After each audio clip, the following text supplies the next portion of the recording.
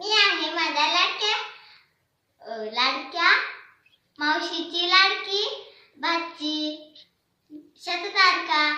मी ते रानातल्या कैऱ्यांची ह्याला धुवून पुसून घेतलं। नंतर मी माझ्या मम्मीच्या मदतीने ह्याला छोट्या छोट्या आकाराने कापून घेतलं।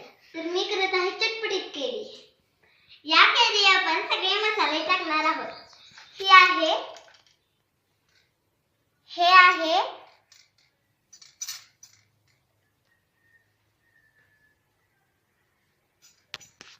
आपण इथे हळद टाकून घेऊयात। नंतर लाल तिखट अर्धा चमचा इथे सगळीकडे पसरून घेऊयात। नंतर अर्धा चमचा मीठ घेऊयात। नंतर अर्धा चमचा पिठी साखर,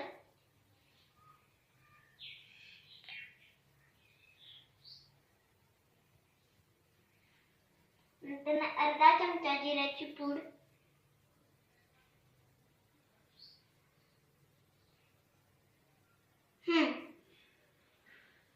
इथे आपण घेऊयात काळे मीठ अर्धा चमचा।